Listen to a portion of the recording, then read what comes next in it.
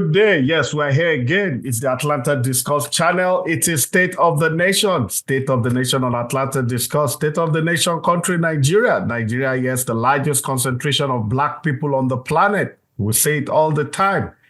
The largest concentration of Black people. That's a lot. The beacon of the entire Black race at independence in 1960. 1 out of every 4 sub-Saharan African is a Nigerian. 1 out of 6 Black people in the entire world is a Nigerian.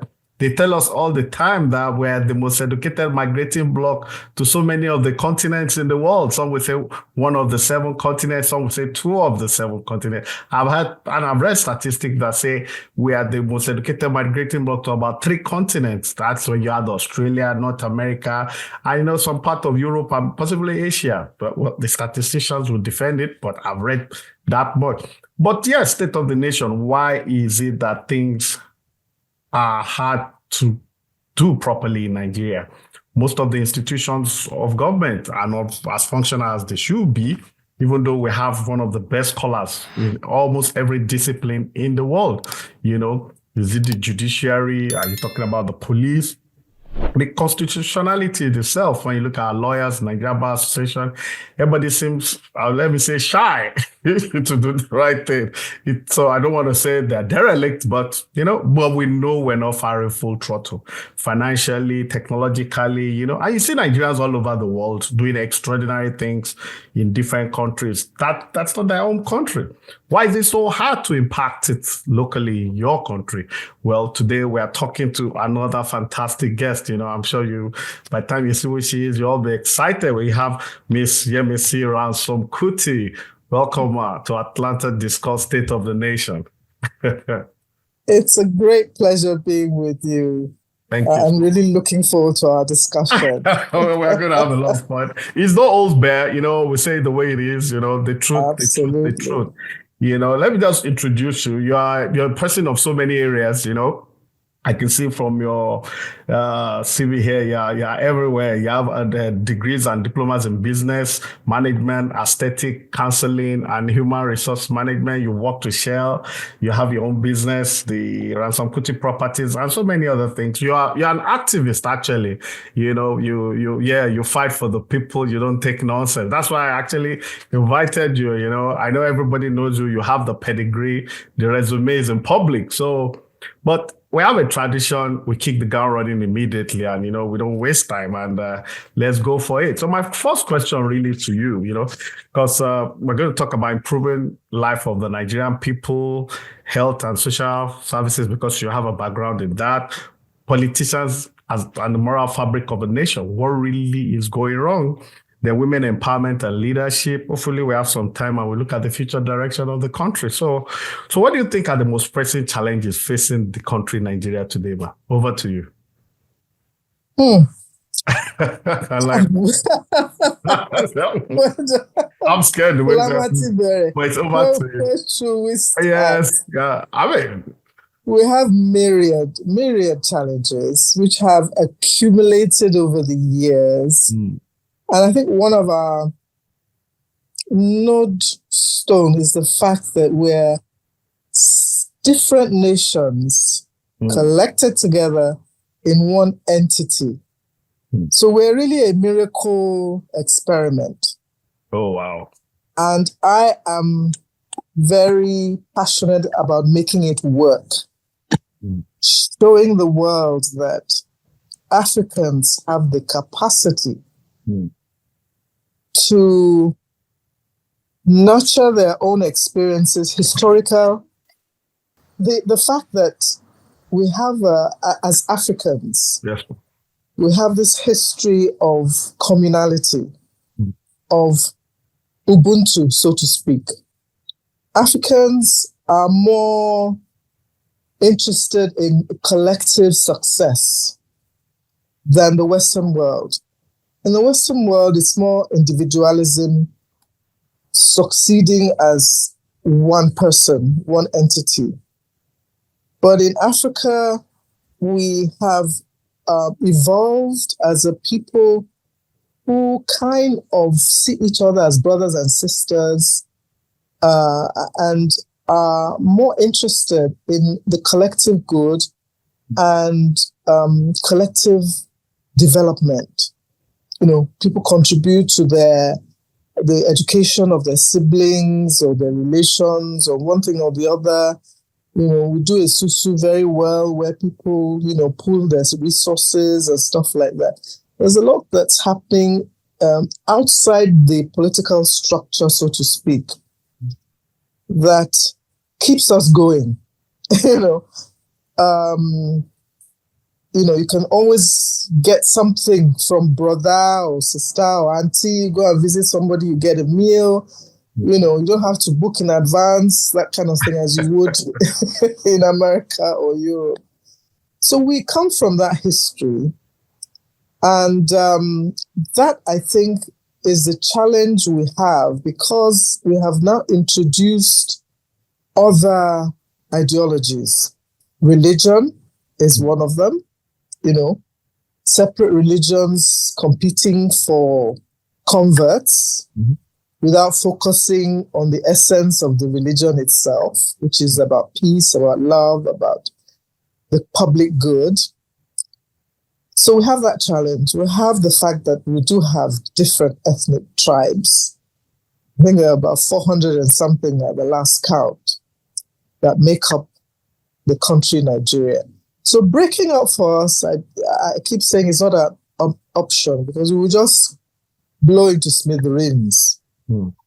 Coming together and making it work would be the greatest gift we can give to the Black race.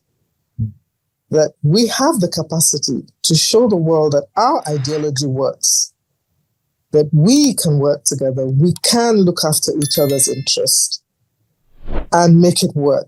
That's where I'm coming from. That's what I see as what we have not kind of been able to manage up till now. I'm very optimistic about the current administration. They have their challenges. We don't need to go into that.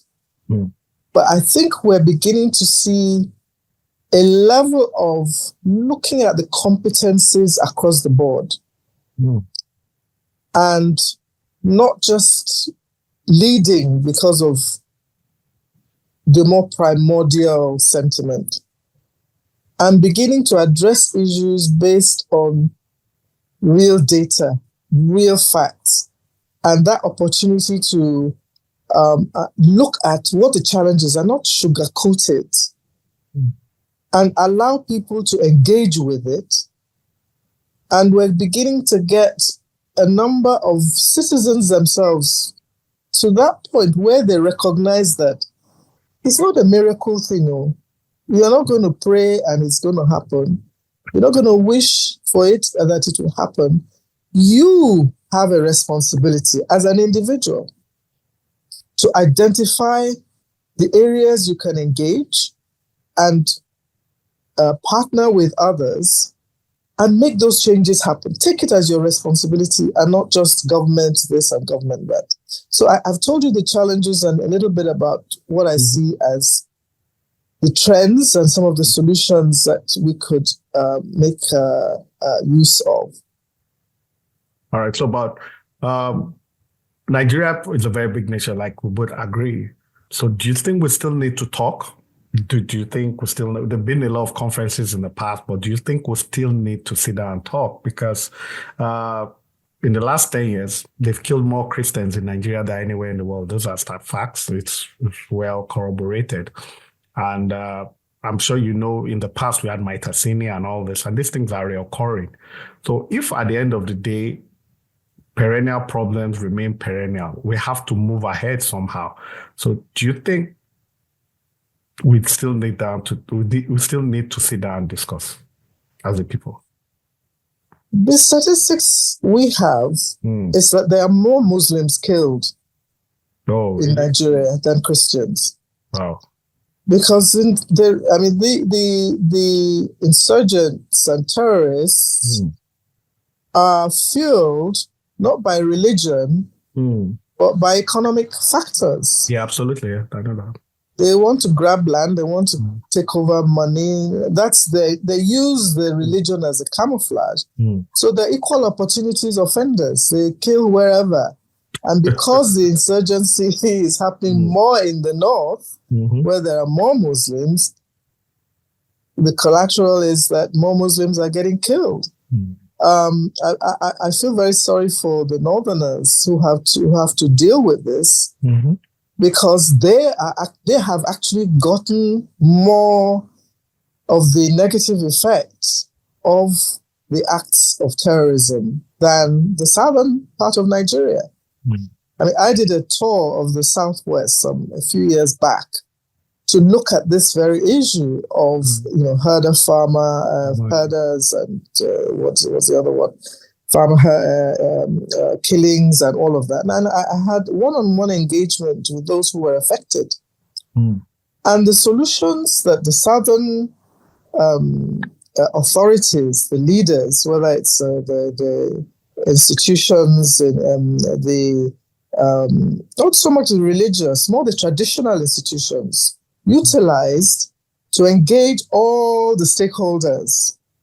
For me, the key that is still missing is that stakeholder engagement, sustainable practice. We've had the big talks. We've had the national conference and where a lot of money is spent. Jonathan did his own, Obasanjo did another one. Even civil society, I was part of PRONACO, the People's National Conference. Yeah, myself, Beko, all the pulled together. They are useful in that, okay, they can aggregate some information and allow everyone to say, okay, they've had a voice. Yeah, they've been part of the process. But in the long run, what we need is the organization at the local levels. That, I think, is a real bête noire. The fact that the neglect of the local government in terms of capacity, in terms of giving them the structure that will, allow them to govern effectively, and the resources thereof, has led us to this sorry path that we are in. If we made sure that local governments, properly regulated and managed by their state governments, but the local governments are allowed to be the drivers of socioeconomic growth, where the upper levels, the state, the federal government, do a lot more of the regulating and doing the big stuff. But the nitty-gritty of providing health, providing education, water, light, what's Fela's song? Water, light, food, house. Food, house. Those are the basics. That's what everybody needs. And the local governments are the ones that should be providing this. But we have an upside-down structure where everybody expects federal government to be doing the housing, state government to be doing this.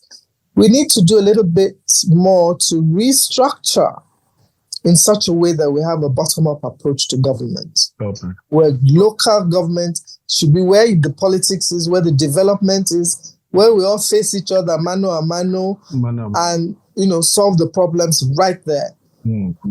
Foreigners cannot come into any locality without the citizens, the residents knowing. And if there's a proper structure of alerting whoever should deal with that situation, and a proper policing security structure in place that can respond effectively, we will have solved half our problems. So having another jamboree at Abuja, I don't think is the best. At some point, maybe, when we have aggregated and got to a level of management at the local level, so that we're actually, dealing with a reality, the real situations, not the theory of it, not the,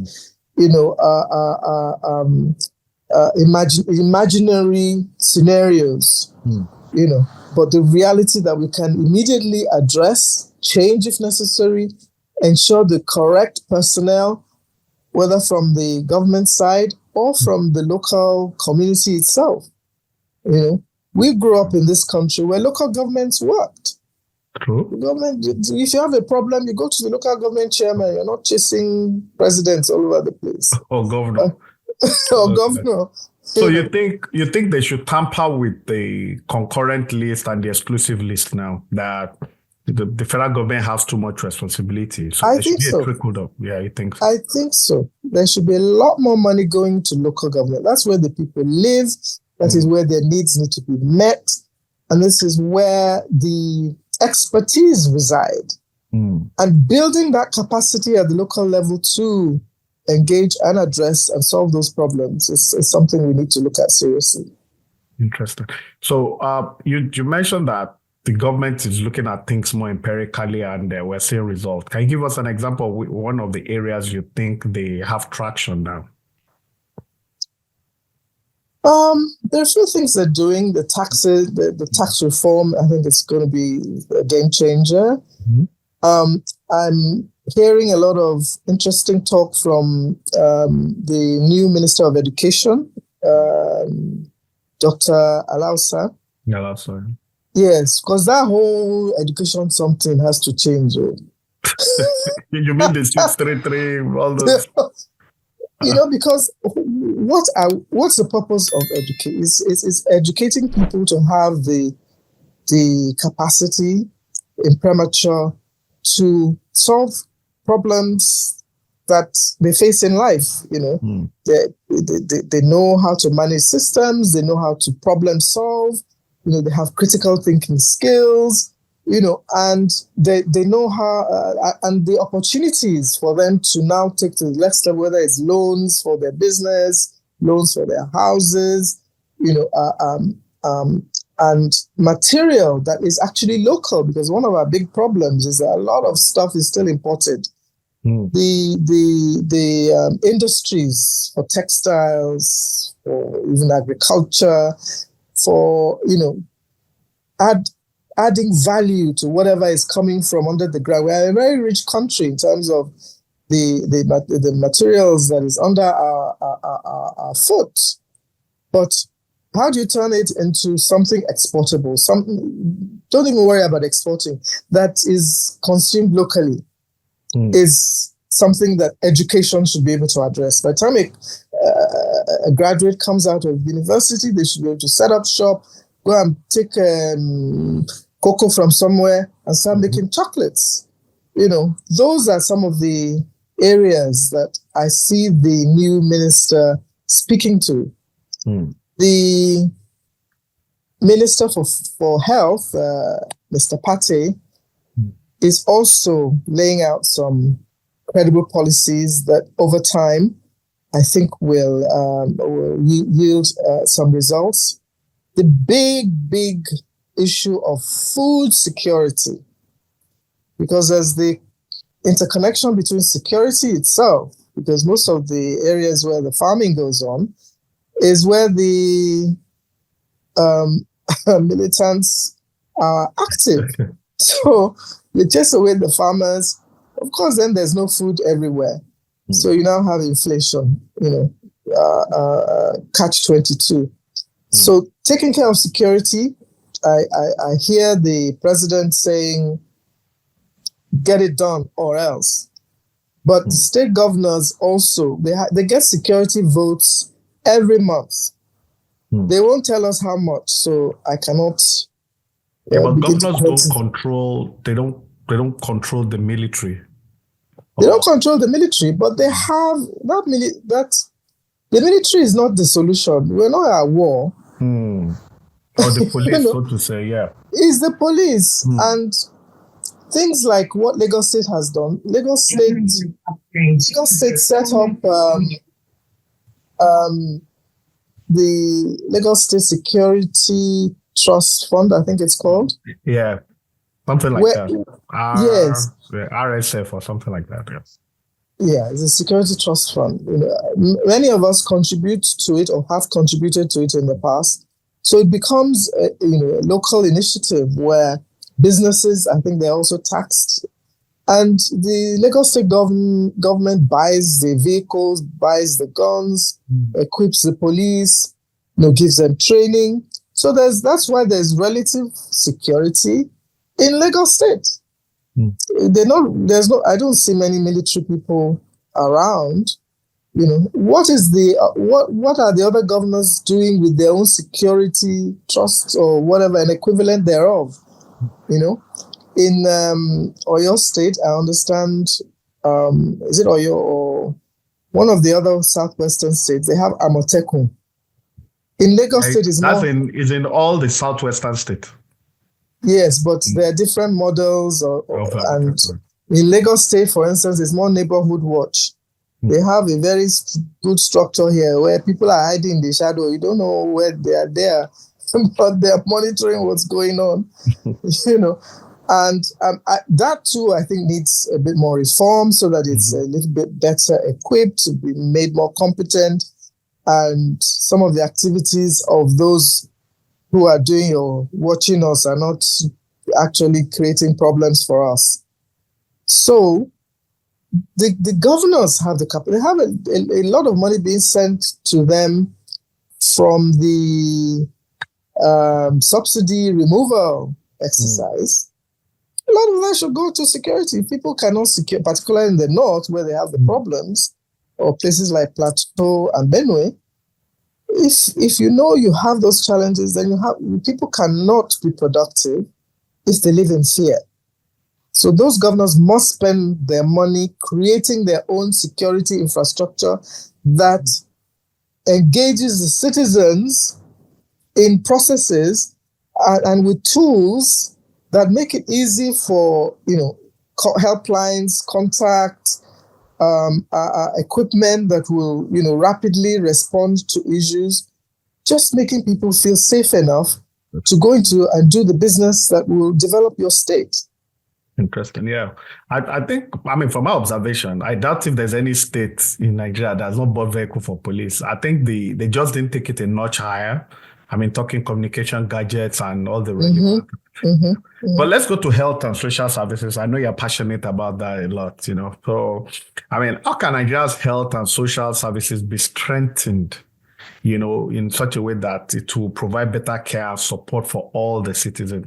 I like something you said earlier on about the trickle-down effect to local government, empowering the local government because they are closer to the people. Do you think on the issue of health, it should be the same approach? I think so. I think my dear Egmo, Professor Ransome Kuti, created a wonderful system with the primary health care system.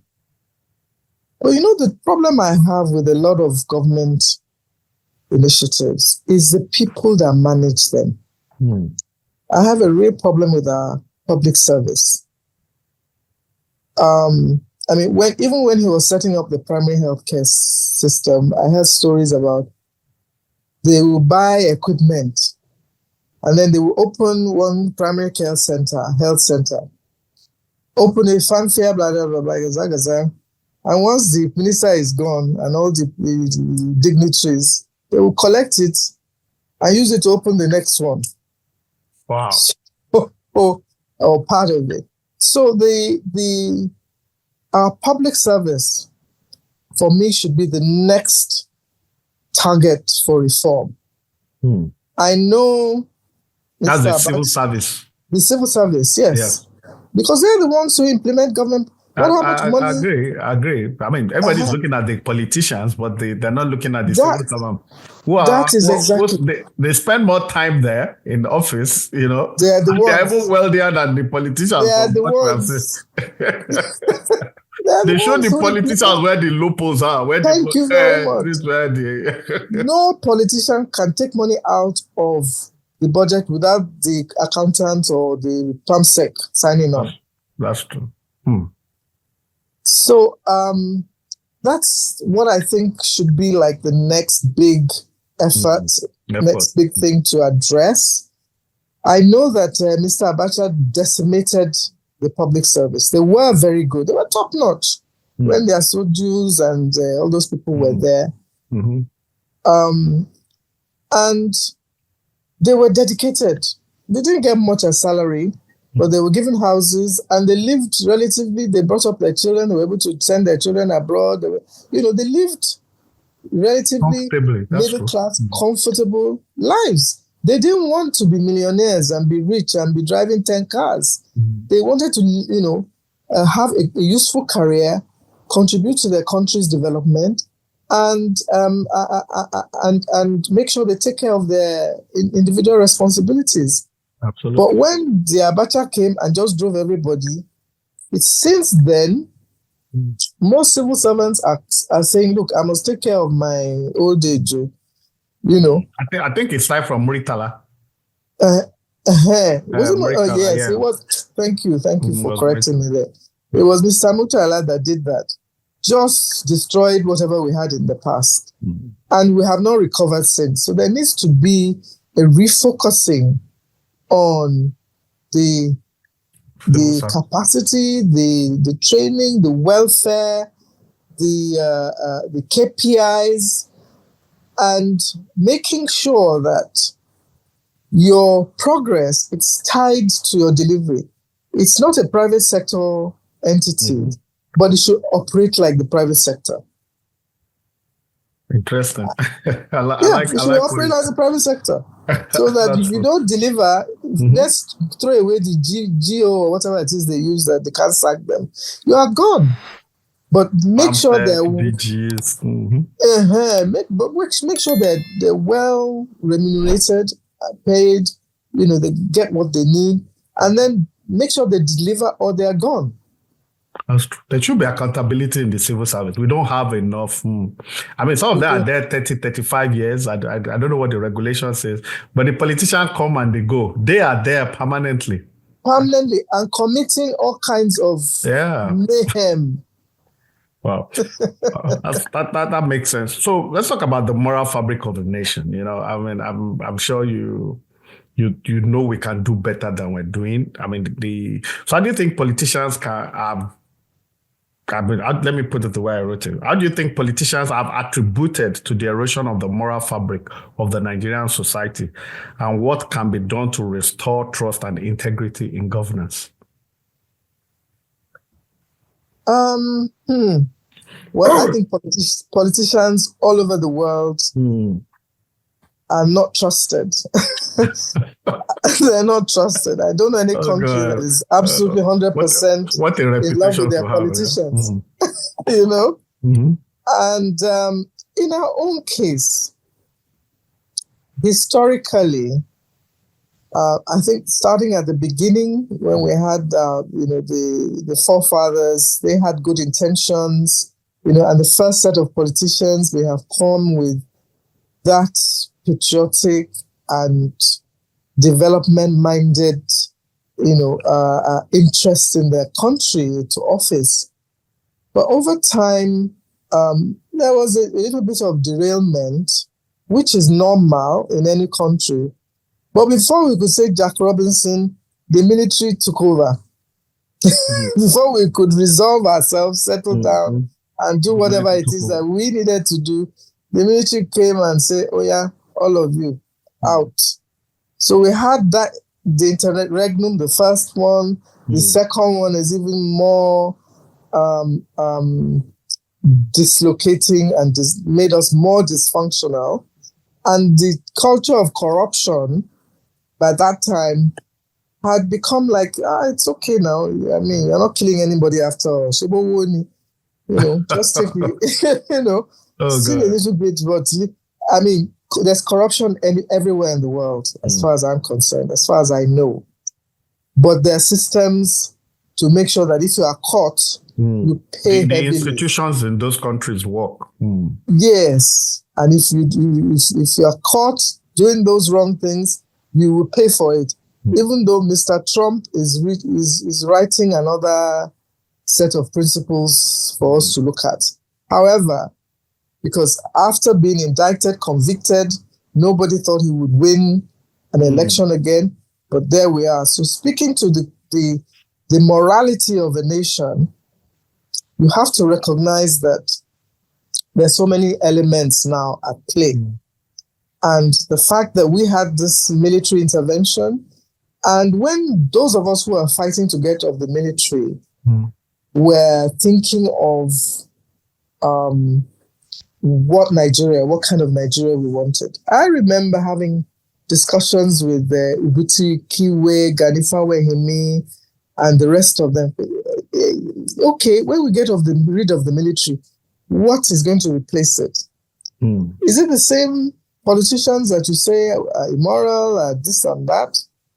And they kind of said, oh, I shouldn't worry about it. Nigerians will take care of it. It will be okay. So I think that was a mistake that was made when the pro-democracy groups were fighting to get rid of the military. Unlike South Africa, where the pro-democracy group converted to a political party, the ANC. The ANC, that's true. So there was a structure that was able to plug in when they got their independence, and which we didn't have. So we got rid of the military.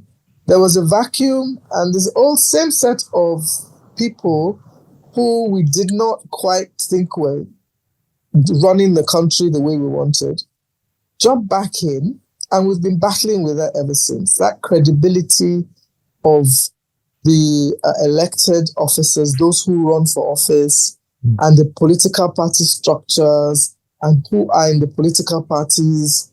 A lot of people say, me, politics, no, my child, no, he's going to be a lawyer, he's going to be a doctor, he's going to be a business person. Politicians, never. You know?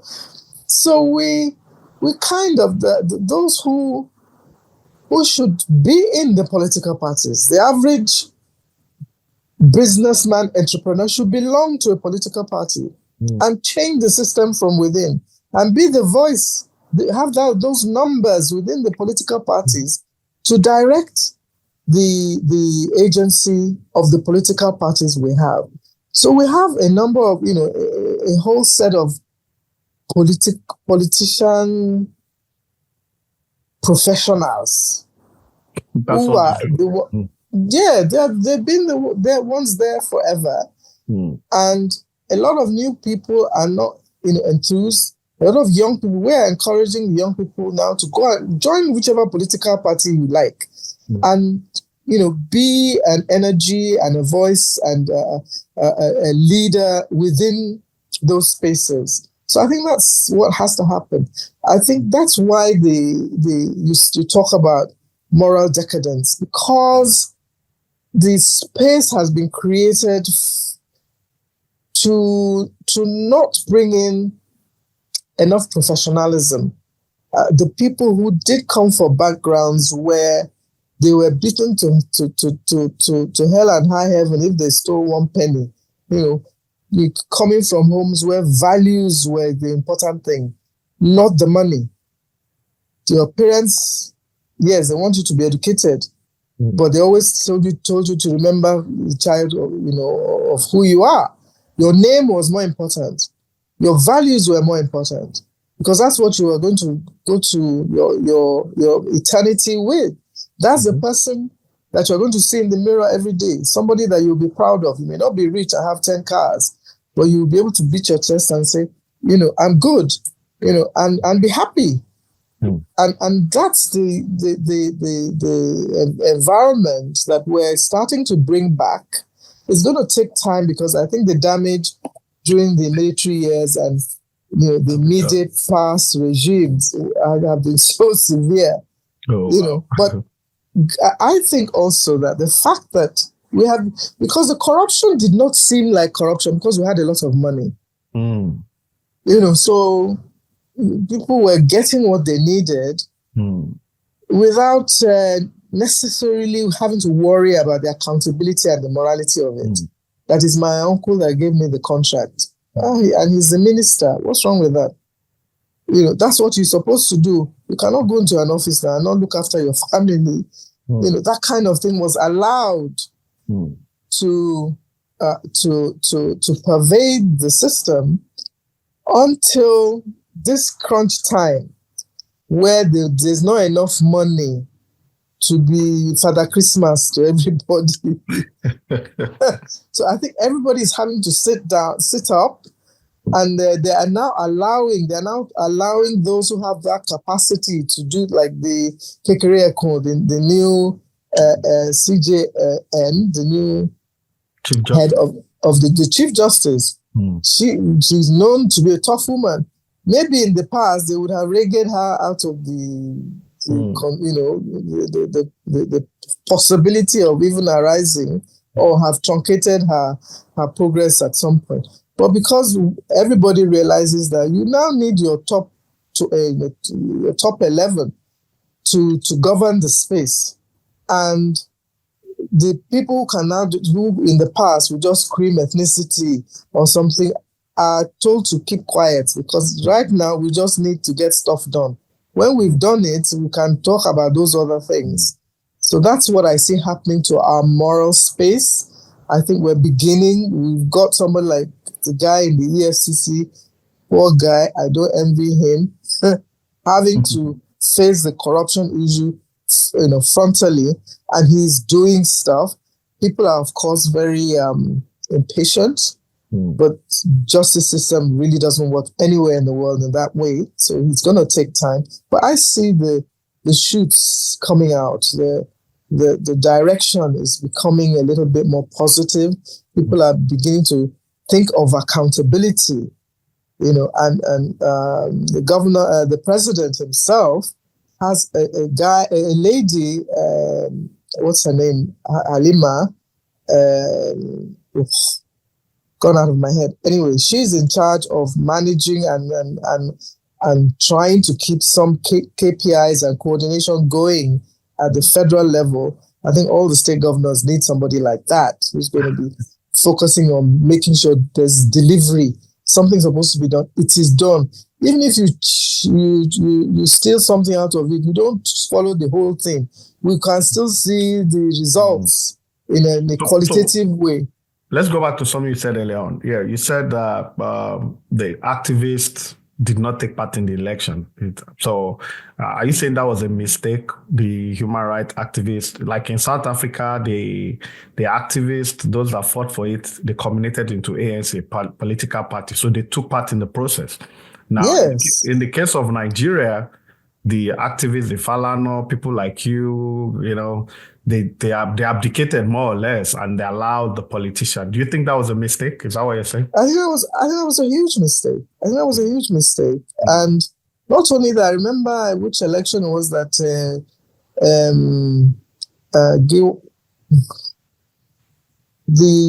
that died.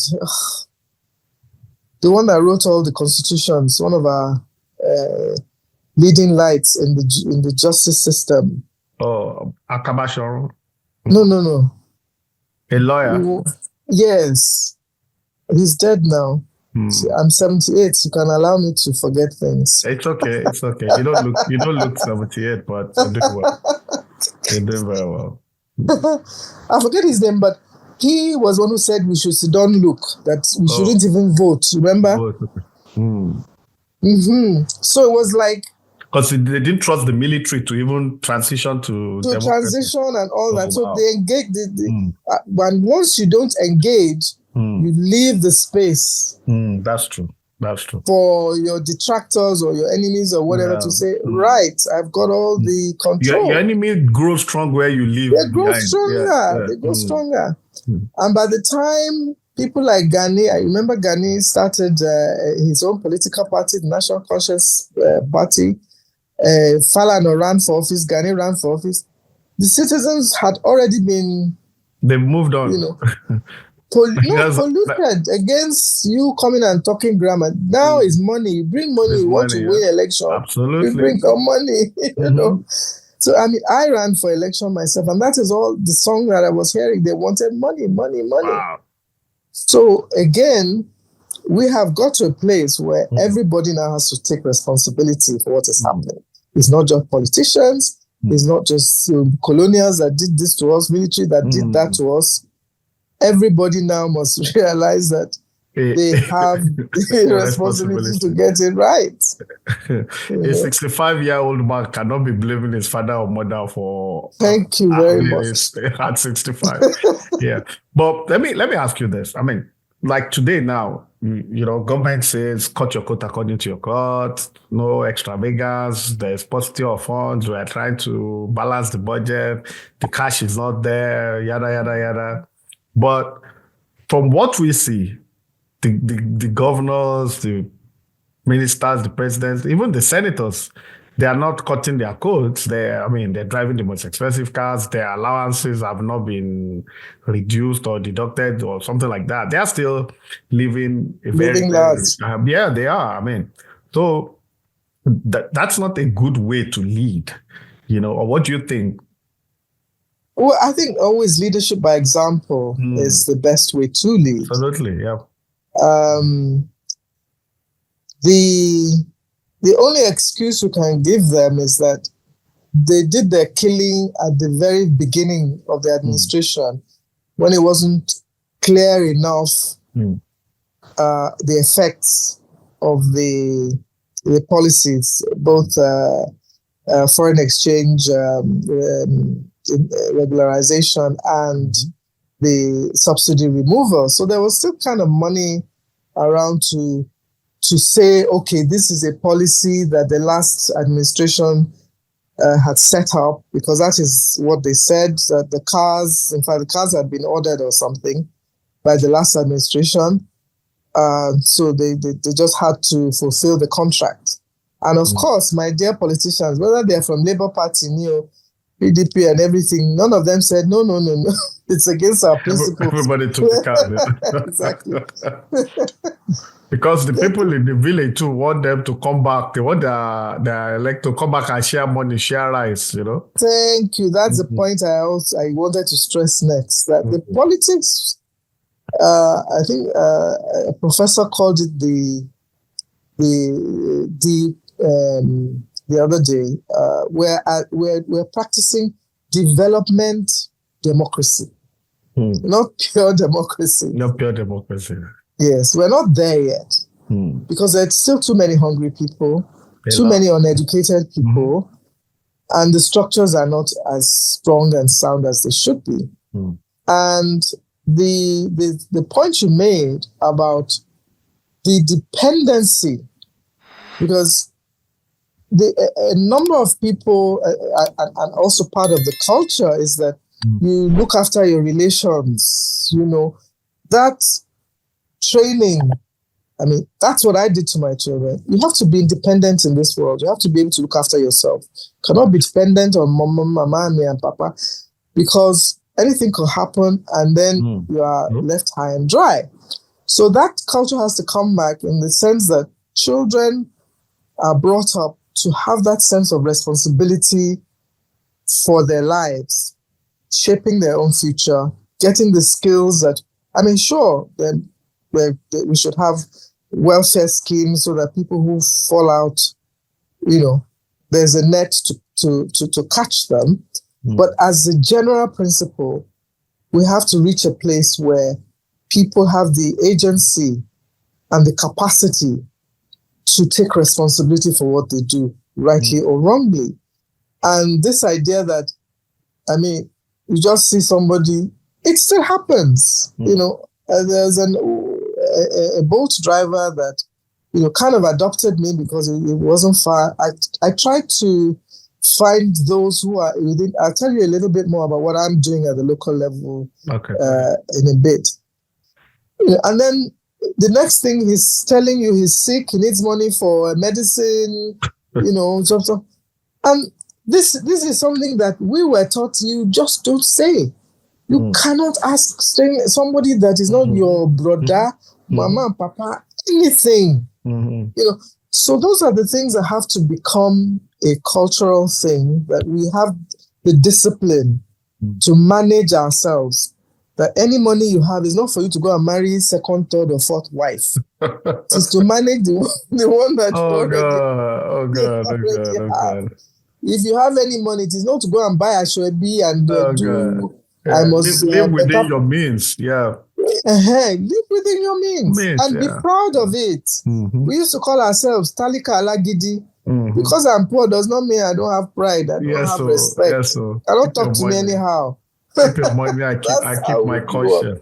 Let's talk Yeah. about women in politics. I mean, you've run for office before. I'm sure you experienced some challenges and all that. So, what opportunities and challenges do women face in Nigerian politics and leadership? And how can they be supported and empowered to take on more prominent roles? Because well, I'm asking this question really that when women serve, I mean, there've been some very bad examples, but I do think that we've had a lot of very good examples also. The good ones are more than yeah. So, but the question is, what opportunities and challenges do women face in politics, and how can we encourage more quality, capable women to serve? Before I answer the women's question, let me just tell you what I'm doing at the local level to tie in with some of the things we've said in the past. Because, like I said, I've recognized that unless we get the local government right, we're going to be struggling for a while to get that national development. And so I have worked you can see from I've worked internationally, World Bank. I've been talking grammar at IMF, policy, 20 vision, this vision, that, But more related, apart from my private work as a businesswoman, I was, as part of my family kind of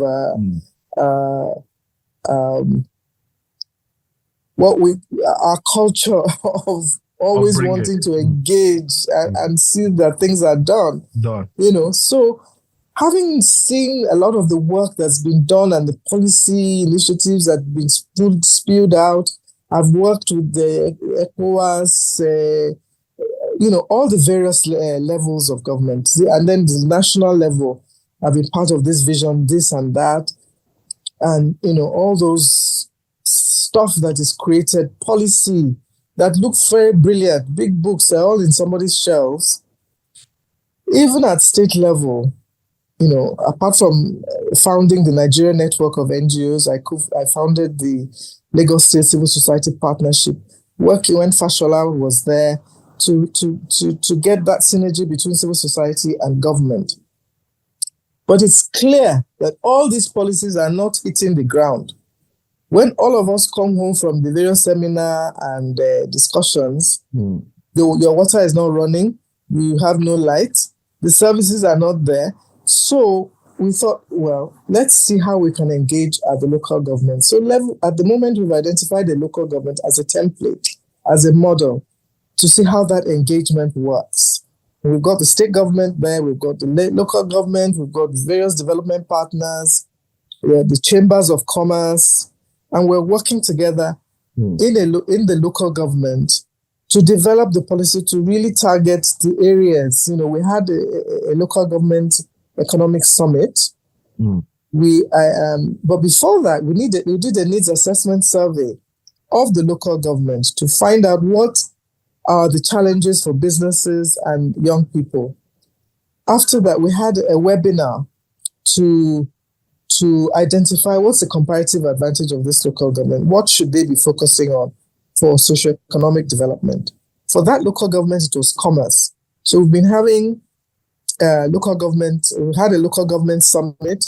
We've been identifying entrepreneurs to train, to go for mentorship at the Chamber of Commerce. And then we develop policies, around patronizing made in Nigeria goods. Because again, I think those of you in the diaspora have to do a lot more and those of us here have to do a lot more to patronize made in Nigeria goods and services. And one of the policies that the president has just announced is this Nigeria First policy. So I think that should get some traction.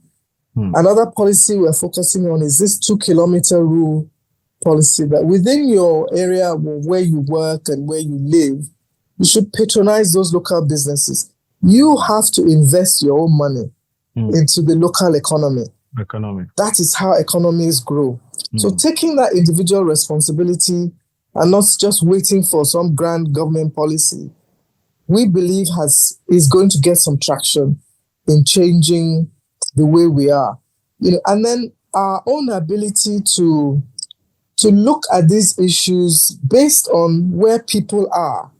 You know, we blame a politician who comes from the background. He had no schooling. He has no, had no support structures. He managed to know Mr. No, who knows Mr. No, to get where he is. And he's probably at that, lower level of Maslow's hierarchy of needs, and you are expecting him to transform your country. So I think we as individuals have to be a little bit more pragmatic and a little bit more intuitive about what needs to be done, who needs to do it, the people that are there, what support, how can we surround them with the kind of encouragement where it's needed, criticisms where it's needed, so that when you see them, it's not that, where's your contract for you? You're not telling them, oh, my daughter has just graduated, can you come and be chairman at the opening ceremony?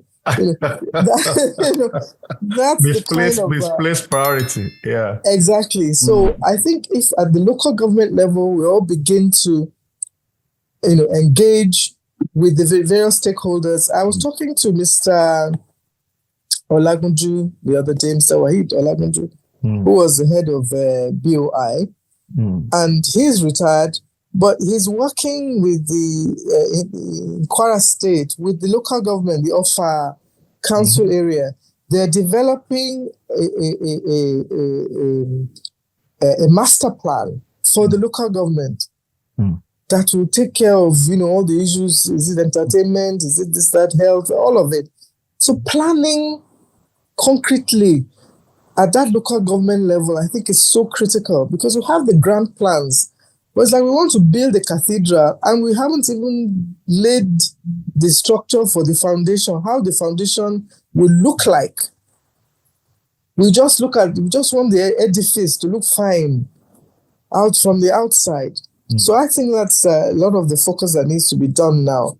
And getting our perspective, and individually too, doing our own, the journey of the soul. So women, I asked you a question about women in politics. Yes.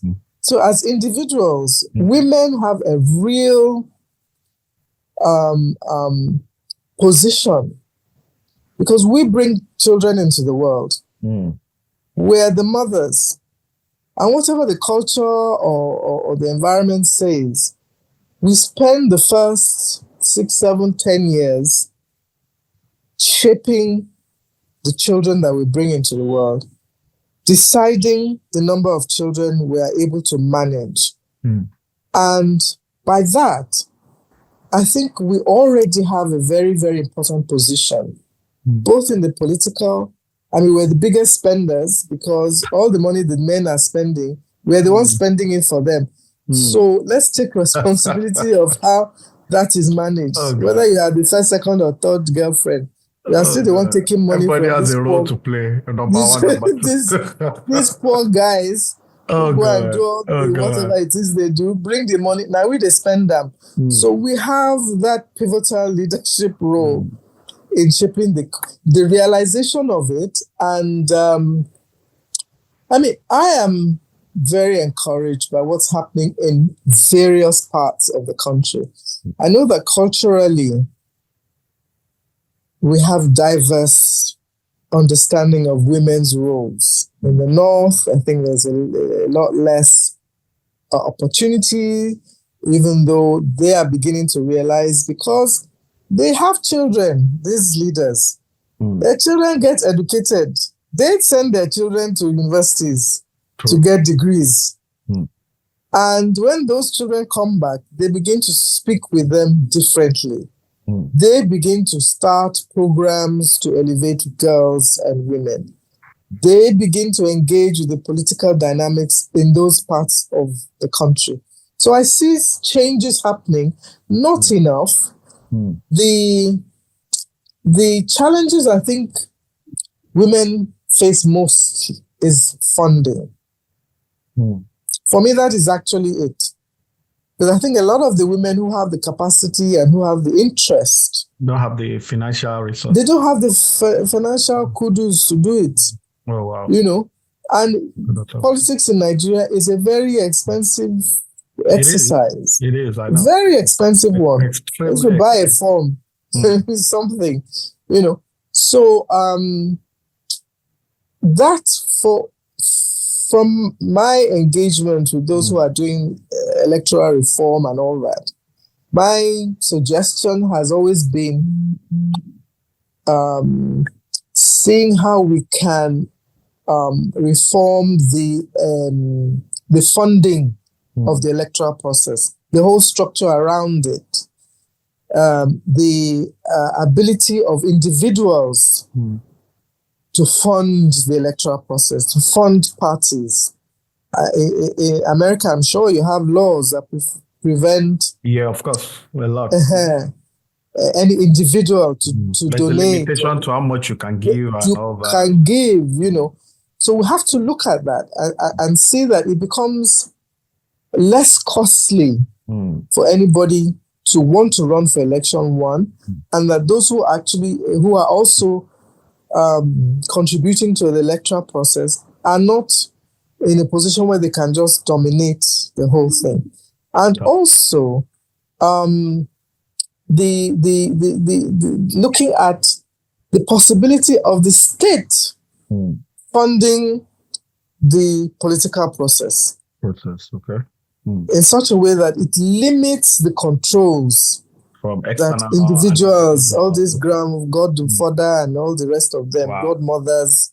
I didn't look at it. I've never looked at it from this perspective, but that's yes. Yeah. I have one more question. Just one more question. We're pressed for time. We're already almost on the hour mark now. Okay. Yeah, that's fast. So the question is this: do you believe in zoning? We're looking at the Nigerian society now. Sometimes they say, okay, Buhari was there for 8 years. We now have Tinubu for, 4 years is not completed.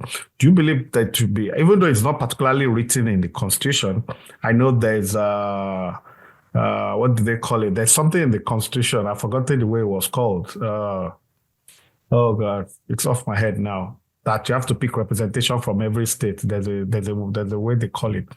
Yeah. Well, I know what you mean anyway. Yeah. Federal character. Federal character. Thank you very much, man. Federal character. So, but now looking at merit, if it's a ton of the South, maybe there could be one guy from Katsina that is just doing very, very well at that time. Should we really zone, or we should just put our best candidate forward? Because I'm asking you this question because of something you said earlier on about getting the right, putting square pegs in square holes, the right people. Because it's looking like that's where really the problem is, because at the end of the day, quota system, federal character, we want us to have 36 people pick from, whereas maybe Taraba State or Ogun State at that particular time have 10 people. Let's say Ogun State have 15 extraordinary people that can do the job at that time, but we only pick one, maybe not even from Ogun State, but we just have to pick 36. So do you think we should be zoning? Do you think federal character is important? You understand what I'm saying? Do you think we should do it? That's my last question to you. Yeah, I think for the cohesion of the country, we do need something that allows us to be inclusive in that way. Sense of belonging, so to say. That sense of belonging that your man is there. But I think what would make it possible for us to now translate and transcend to the level where merit becomes the key is when you have solved the educational problem, when you have solved the enlightenment, the access to opportunity problem, so that there are so many to choose from that people are not too particular about who it is. They just want somebody who would deliver, the goods, who would give the results that is needed. But I don't think we're there yet, and we keep saying, and I keep saying it. The people who complain the most are the ones who don't belong to any political party. You are not joined. They are not participating. You are not party. So if, there are 100 million, I'm sure, adults, Nigerians who could be in a political party or the other, actively, not just sign up and not... We won't be where we are today. Go to the ward meeting, run, don't worry too much about governor and the ward chairman, the ward councillor, the local government chairman, the chairman of the party. It's because that foundational level is not there yet. That is why the top keeps swaying, because when you put those people there, the foundation for them to function effectively is not there. Let all of us go into the political parties, even if you are not. I don't want to join a political party at my age because I don't think I have the energy. I'll just be shouting at everybody. So, Ransome, Kuti, you will survive. I'm very sure you'll survive. It's too late. But we can all engage at different. That's why I'm doing what I'm doing with LIC, where I can engage with the political system. Absolutely. As partners. So I'm not just sitting there abusing them, telling them what the stuff they're doing right, but creating the space where we can look at the challenges together, and they can say, okay, we can do this, and I can say, okay, let's bring this person, he can do that, and then we begin to solve this problem together. So that's my call to all of us who are Nigerians, who are Africans. We have left the space. We have abdicated our responsibility by leaving the space to those who had to find their way through thick and thin, through one means, Machiavellian or whatever method they could find, to get where they are. And we, who were the leaders, who were supposed to be the leaders, who had the education, who had the opportunity, who were sent abroad, were doing something else. They are the ones who went into the army. They are the ones who went into the teaching profession. They are the ones who went into politics. They are the ones who became the nurses. We were the big guys, being the big barristers and the big orgas here and there. So let us, who have been given that responsibility, that authority, that blessing from the Almighty, with all that we have, the fine phoneme we speak all over the place. We can beat any English You think it's not too late? It's not too late. I have every hope. I'm so because with this Lagos Island Connect program that I've told you about, it is actually driven by the young people, because we had to make sure that they took responsibility for. It's not Ms. Ransome Kuti that's going to do any protesting for you again, or shouting, or driving any. We'll be there to support, but it is your future, and you should take responsibility. And they have stepped up. These young people are meeting, so many of them all over the place, taking charge, educating themselves, spending more time, doing extra training, getting their soft skills in place, improving themselves, and they are all volunteers. Wow. They are not asking for money. Oh, wow. So that's the energy, that's the integrity that I see, that's the hope that I see, that's the brilliance, and they're so creative. The things that they can mend. It's only here I can mend my iPhone. I can't mend it in England. They can do it here. Our people will find a way around it. They'll find a way. They will. So I'm just Thank you so much, man. It's been a fantastic. It's been a fantastic 1 hour. Very revealing. I mean, I like the way you use words that I like using. Part of which is people abdicating their responsibility. It's just not enough to criticize the politician. You have to join a political party. You have to be involved. Office of the citizen. Yeah, I've been purely abdicated. So it's not, you don't just. Then too many lip service. I like that. People just talk. They don't even vote. The last election, 90 million plus registered voters. We only had roughly 20-something million votes. The nation with the largest concentration of Black people, that's really absolutely small. Yeah, people should come out and stop. So thank you very much, Matt. To all our viewers, you heard Miss Yemisi Ransome Kuti. Yes, you can see the Kuti in her, the Ransome there, straight to the point, no holds barred. Different opinion, and she didn't hold back anything. But don't blame the governor, don't blame the president. Don't even blame the local government chairman. You go and join at ward level. Then let's start bottoms up. When the people take the words, then they take the local government. When they take the local government, they can take the state. When they have the state, the president cannot rule in isolation now. Instead of going cap Absolutely. in hand to beg any president, it should be the other way around. Thank you so much, Absolutely. man. Thank you so And much take for your time. responsibility for And those take challenges in responsibility. your own local community. Mhm. You can, once you organize yourselves better, they will solve it for you. Start from your polling booth, start from your house, start from your residence association, your street. Yes, Yeah, that's it. Thank you And so thank much. We're you going to bring you so back again. much, Mr. We Balu. love this. It's fantastic. God bless you. Thank you so much. It was wonderful. Yeah, to our viewers is a wrap there. See you next week, Friday. Bye.